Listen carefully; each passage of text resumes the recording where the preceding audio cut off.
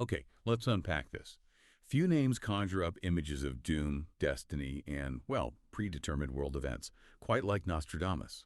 And we are talking about a figure whose reputation hasn't just survived for centuries, it seems to almost gather momentum, doesn't it? Accelerating with every global tragedy or big historical shift. Seriously, if you just look at the pop culture stuff around him, he gets credit for predicting, well, everything. The rise of Hitler and Napoleon, the Great Fire of London, even the September 11th attacks. The man's cultural footprint is just huge. It really defines how a lot of people think about prophecy itself. So our mission today is to take a deep dive into the actual source material. We want to bypass the sensational myths that Hollywood and the bestseller lists absolutely love and really understand the history. We want to figure out who Michel de Nostradamus actually was, how he put together his famous prophecies using the sources he had, and why, centuries later, we're all still so invested in debating whether he got things right. We're going to structure this, starting with the man himself. His surprisingly practical professional life as a 16th century physician. Then we'll get into the mechanics, the deliberate way he compiled his prophetic books. And finally, we'll apply some, modern academic rigor to his enduring but maybe often misunderstood legacy. Yeah, and what's really fascinating is that the image most people have, the guy in a cloak staring into flames, it's completely overshadowed by the reality. The reality of a pretty savvy, ambitious, and sometimes struggling 16th century physician, Michel de Nostradamus, born in Sarreguemines-de-Provence, 1503. And to really get him, you have to start with his family background. His father's side, they were originally Jewish. His grandfather, Cresqua, was quite notable, a grain and money dealer in Avignon. He converted to Catholicism around 1459 or 1460. Huh. And this conversion, it wasn't just about religion. It was really a socioeconomic necessity back then. It let the family properly assimilate into Christian French society. When Cresqua converted, he took the Christian name Pierre and the surname Nostradamus, Our Lady. This background is pretty crucial, I think. He came from a line that understood religious change, social shifts, and the need for, pragmatic adaptation. Right, that immediately gives us a much more grounded figure, doesn't it? Not some mystical outsider, but someone shaped by the complex realities of the late Renaissance. So let's talk about his education. You said it sounded like it was anything but stable. Oh, it was turbulent, definitely. He was pretty young, maybe 14, when he entered the University of Avignon. He spent just over a year there, starting his baccalaureate, focusing on the standard stuff, the trivium. Yeah, grammar, rhetoric, logic, the core verbal arts, basically. But his studies got cut short. Abruptly, the university had to close because of a really bad plague outbreak. Wow, so his formal academic start was basically stopped by the very disease that later kind of defined his professional success. That's quite an irony. It really is. After he left Avignon around 1521, he then spent the next 8 years traveling the countryside, not as some scholar, but as a working apothecary. Right, hands-on. Exactly. Researching, getting hands-on knowledge of herbal remedies, practical medicine. This period gave him invaluable direct experience, but it also caused problems for him later, professionally. See, he tried to legitimize that practical knowledge later on. He entered the University of Montpellier in 1529, aiming for a medical doctorate, but his time there was incredibly short, maybe weeks, maybe months.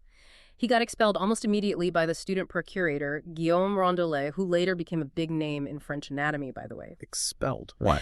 The reason was specific and professional. He had been an apothecary, and being an apothecary was considered a manual trade, which was explicitly banned by the university statutes.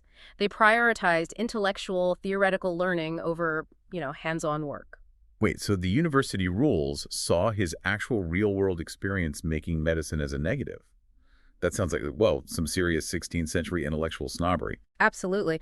The medical establishment back then really wanted to keep this rigid line between the learned doctor who diagnosed and the tradesman apothecary who just mixed the cures.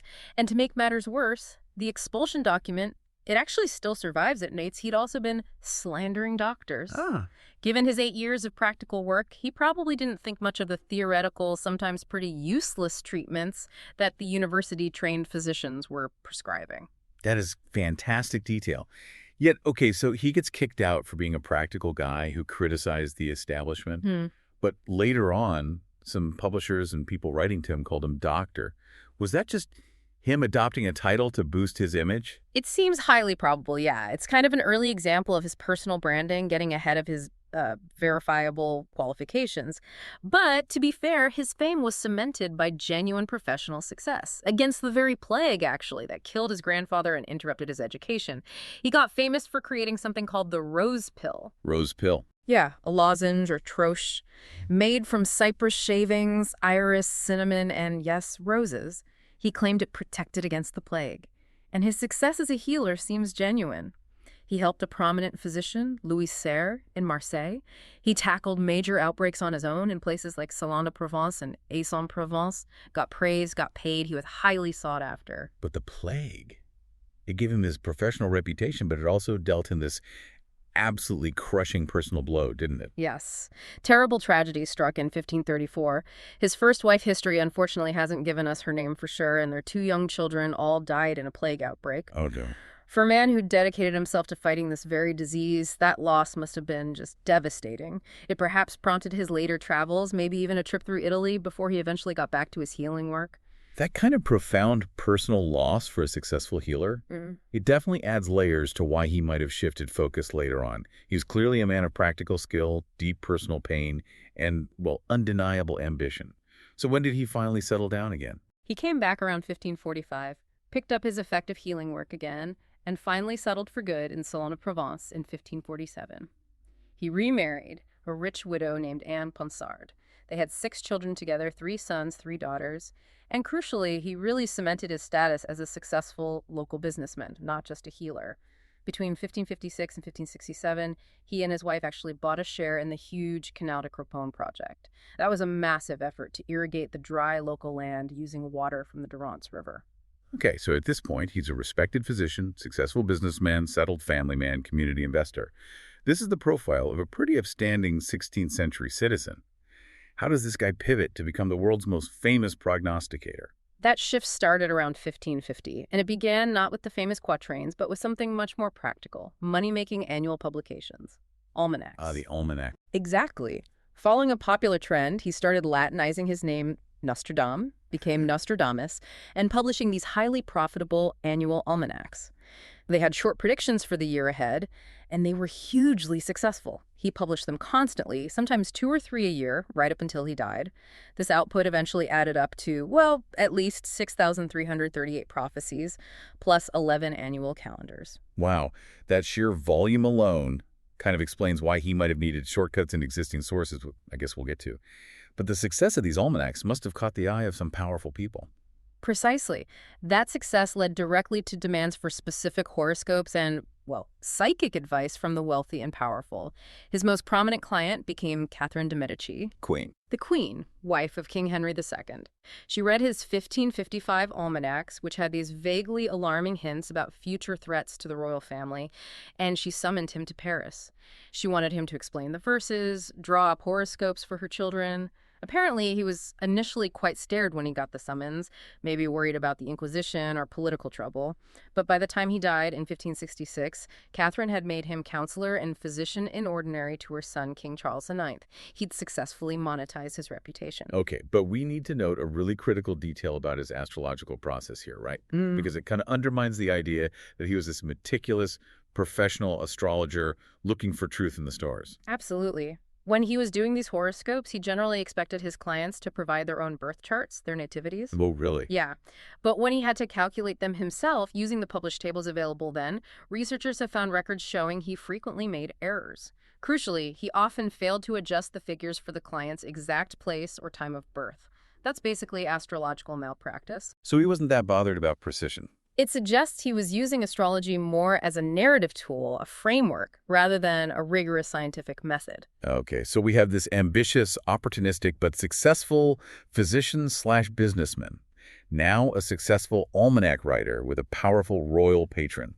This brings us right to his magnum opus, Les Prophéties.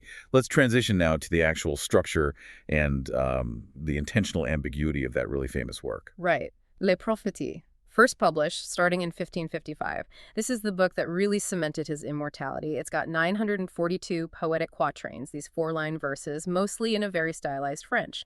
And they're grouped into 10 centuries. 9 of these centuries have exactly 100 verses each. But the 7th century, oddly, only contains 42. Only 42. What happened to the other 58? That detail, the missing 58 from century 7, it's significant. Scholars generally suspect they were just lost or maybe removed because of some issue during the original printing. And we really have to stress how complex and unstable this text is just because of 16th century printing practices. No two editions printed by different shops were identical. Right. Different spellings, punctuation. Exactly. Which means the spellings, the punctuation, even the specific word choices. We can't reliably assume they're Nostradamus's originals.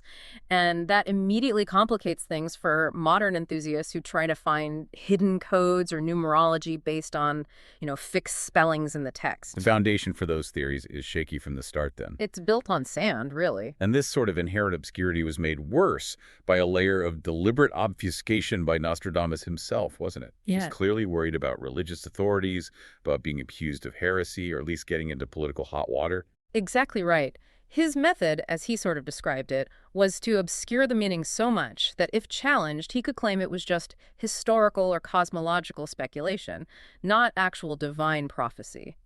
He used what scholars call Virgilianized syntax. Virgilianized.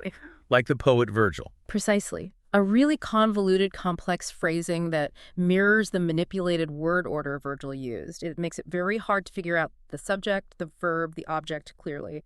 And on top of the syntax games, he threw in word games, puns, and strategically mixed languages. Greek, Italian, Latin, his local Provençal dialect. It was basically a self-protection strategy. Making it cryptic enough for patrons like Catherine de' Medici to think it meant something specific, but vague enough to shield him from the Inquisition. That's the idea. Layered meaning, plausible deniability. So if he was deliberately making his prophecies obscure for safety, where was he actually getting the material for thousands of these verses? Was he genuinely having visions, or was he more like a research librarian? The evidence points overwhelmingly towards the second option.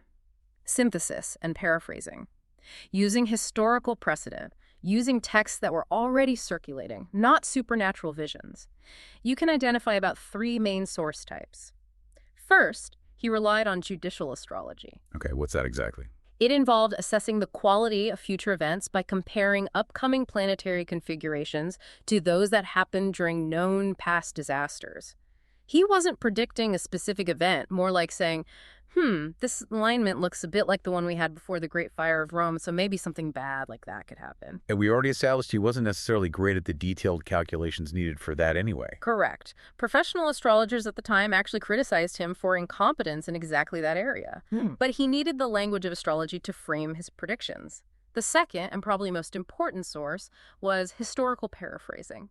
Researchers have gone through his quatrains and found passages clearly lifted or closely adapted from classical historians. Livy, Plutarch, Suetonius, especially Suetonius's The 12 Caesars. So Roman history was a big source. Huge. And medieval chroniclers, too, like Jean Froissart. Even many of his astrological references seem to be taken almost word for word from a work by Richard Rousseau on astronomical cycles, published just a few years before in 1549-50. He was essentially building future anxieties out of past history. Okay, so synthesizing history and astrology. What about the third source type, the more apocalyptic stuff? Yes. This is where the core of his end times content comes from, anthologies and end time prophecies. His biggest single source, it seems, was the Mirabilis Liber, the wondrous book from 1522. Mirabilis Liber. It was a compilation, basically, of existing prophecies. It had work by figures like Pseudo-Methodius and the really fiery Florentine preacher Savonarola, and researchers have confirmed this Nostradamus' own preface to Les Prophéties. It contains 24 biblical quotes. Remarkably, all but 2 are used in the exact same order that Savonarola used them. Wow. He didn't just borrow ideas, he borrowed the whole structure and rhythm. Pretty much. He was repackaging these older prophecies, putting them into accessible French verse. Which is why, over time, people forgot the original sources and started crediting it all to him. That's the real academic bombshell here, isn't it? The prophecy wasn't new, divine insight. It was more like a Renaissance-era mashup of existing texts, all rearranged and deliberately obscured. And to pull all this complex material together into thousands of verses, scholars suggest he might have used a specific technique. Bibliomancy. Bibliomancy, yes. It's essentially divination by random access, using a book by chance. The method's simple. Yeah. You randomly pick an existing book, history, prophecy, whatever, and you take inspiration or maybe a direct line from whatever page it happens to fall open at. Like literary tarot cards. Kind of. Given the sheer volume he produced and the the very patchwork nature of the content, where often in the same century he mixes references to classical figures like Sulla and Nero with vague stuff about battles in the clouds and unnamed king's bibliomancy. Seems like a pretty efficient, high-volume way to generate thousands of verses quickly, enough to meet his constant almanac and centuries deadlines. It sounds almost like a cynical form of content generation, but you'd need a huge library for that. And he had one. We know he owned a massive collection of books. Okay, so despite building his entire later career on this, it's truly remarkable that Nostradamus himself explicitly rejected the label prophet. How did he square that circle? He seemed pretty self-aware and probably also covering himself legally and professionally. In his preface to Caesar, which was addressed to his son, he stated quite clearly, "Although, my son, I have used the word prophet, I would not attribute to myself a title of such lofty sublimity." He actually said that. He did. Yeah. And again, in his letter to King Henry II, he said, "I in no way attribute to myself such a title here," explicitly. This denial was crucial, you see. He wasn't claiming divine foresight, which could bring the Inquisition knocking.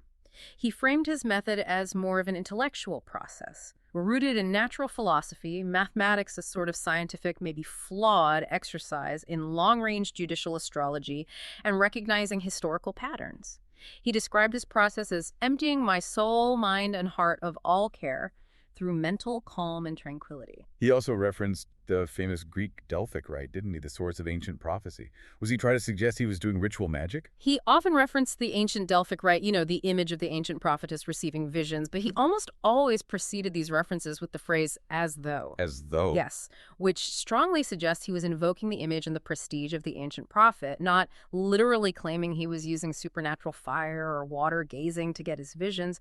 It was about branding again. Before we move on to how everyone else misinterpreted his work, let's just quickly touch on his timeline. He claimed his prophecies extended from now 1555 to the year 3797. That's a long time. It is. And that date, 3797, is also quite telling because it seems to be sourced, not divinely revealed. If you subtract 1555, the year he wrote the preface, from 3797, what do you get?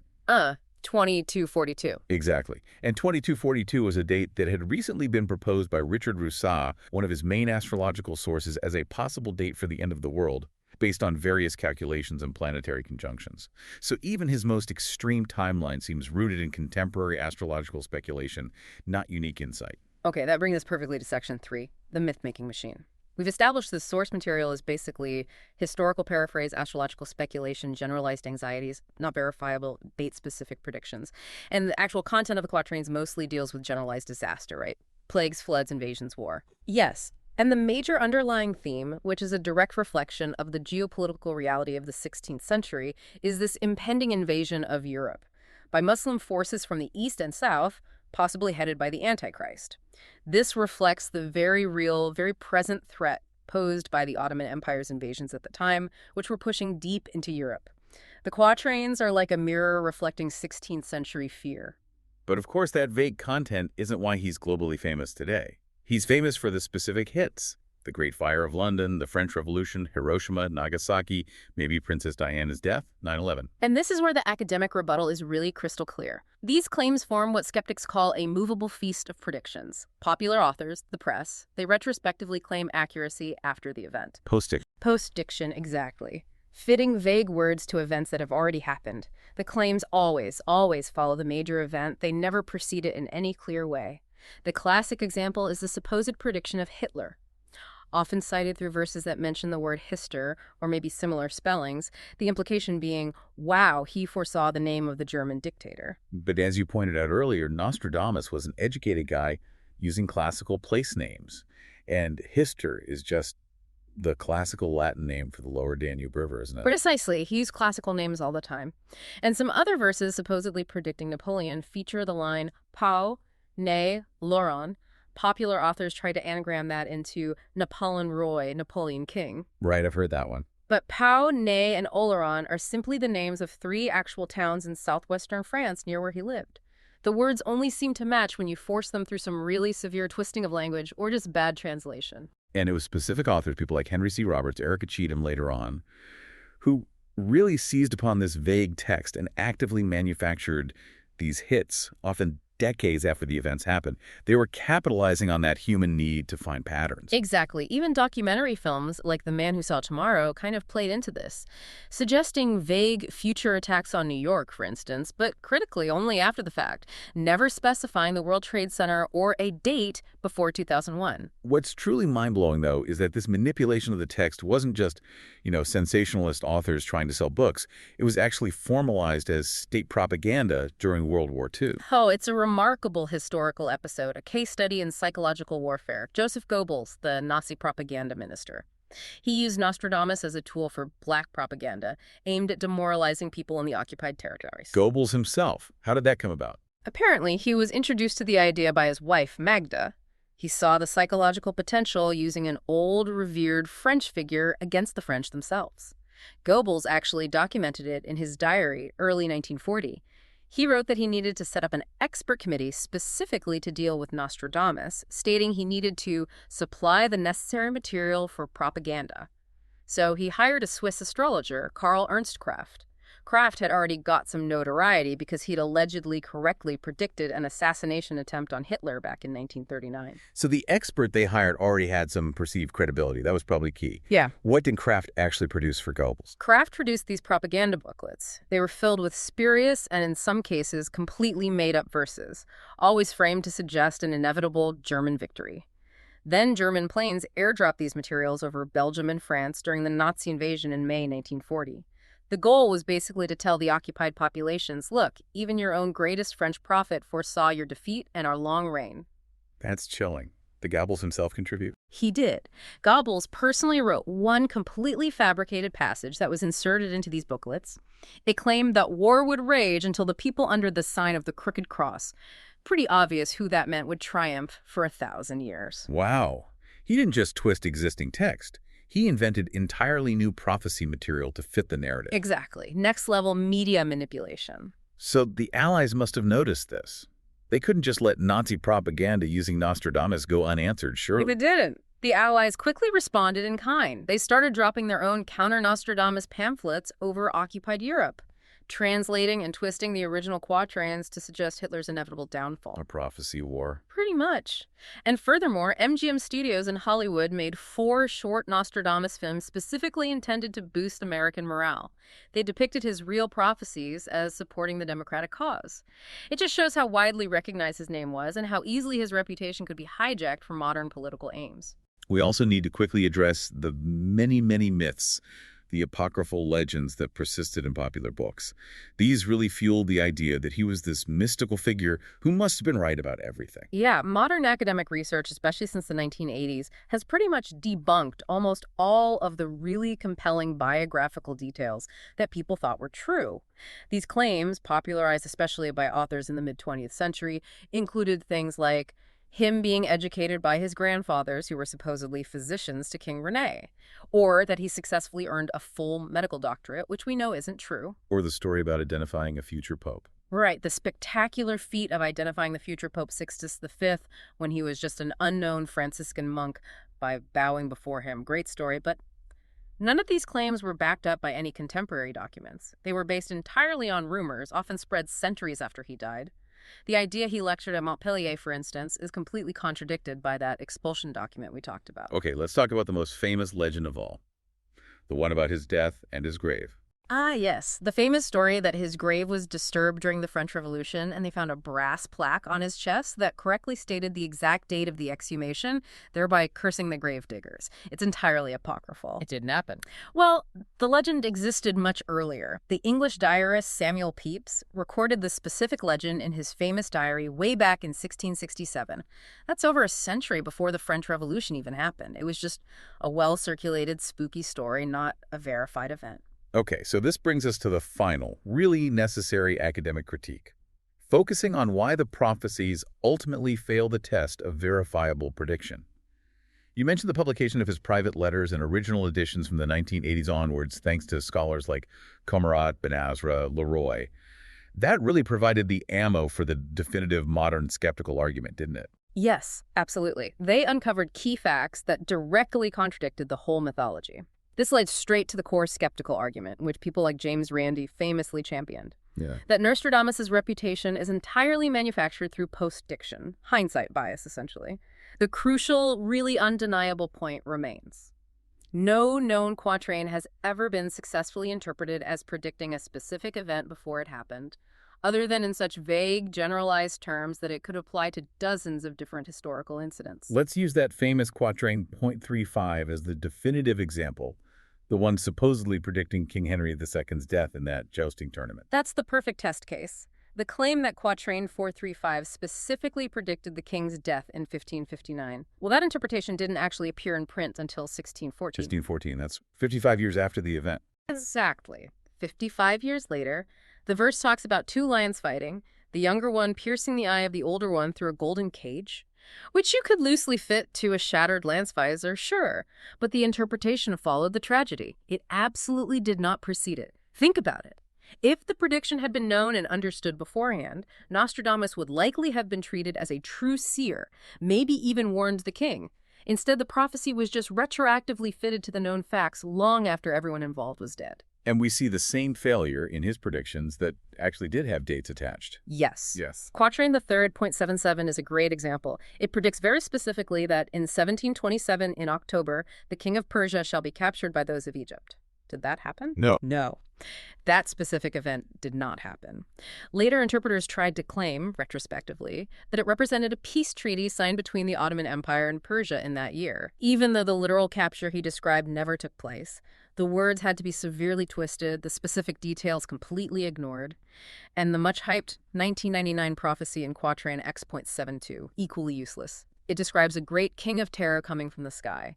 It describes no event that anyone successfully identified either before 1999 or since, unless you really torture the language. And fueling all this misuse, all this post-addiction, is just the generally poor quality of the materials that most people encounter today, right? The translations. That's a huge part of it. Academics who've studied this seriously note that almost all the popular English translations of Nostradamus' quatrains you find in bookshops today are, frankly, of extremely poor quality. They show very little genuine knowledge of 16th century French. And worse, they are often intentionally altered, words changed, phrases reordered specifically to make them fit whatever claimed event the translator is trying to prove. Fine, done. We need to be really clear about this. None of the major popular books that champion Nostradamus as a true prophet actually used the original historical editions of Les Prophéties. They were based on later, unreliable, and often deliberately manipulated translations. Translations that, for instance, might change the perfectly ordinary 16th century French word for, say, sailor, into a modern English equivalent that sounds like a specific naval commander's name, just to force a modern hit. Okay, so if we connect this all back to the bigger picture, this deep dive really reveals that Nostradamus wasn't some supernatural prophet peering through time. He was, it sounds like, a very savvy, probably quite self-promoting 16th century author, a master synthesist who expertly borrowed from classical history, medieval sources, amplified the fears of his own time, like that Ottoman threat, and then deliberately obscured his work just enough to avoid trouble while keeping his patrons interested. Precisely. He didn't really predict the future. He repurposed the past and expertly repackaged general historical anxiety. His work endures not because it's specific, but precisely because its calculated ambiguity allows it to reflect almost any future anxiety or any past tragedy. When a war starts, when a disaster strikes, someone can always go back and find a vague, rhyming couplet that seems to fit the description, more or less. The prophecies function like a Rorschach test, really, a mirror for the reader's own fears, beliefs, and their desire to find patterns. It proves the power of pattern recognition above all else. It's the ultimate example of the human mind desperately trying to find order in chaos, isn't it? Which raises, I think, a powerful final thought for you, the listener, to maybe mull over. We established that Nostradamus himself stated his prophecies extended all the way out to the year 3797. And we also know his entire method relied heavily, almost exclusively, on historical texts and astrological ideas available in the 16th century stories of ancient Roman battles, medieval plagues, contemporary invasion fears. So if the actual basis of his prophecy is so rooted in the past, so limited to the knowledge available back in 1555, What does the continued success, the enduring fame of his prophecies really tell us? What does it say about that deep human need for pattern recognition, even when we're faced with overwhelming information suggesting the apparent patterns are purely coincidental, just random noise? It seems the allure of finding meaning in the chaos, of believing someone saw it coming, is often far more powerful than the facts themselves.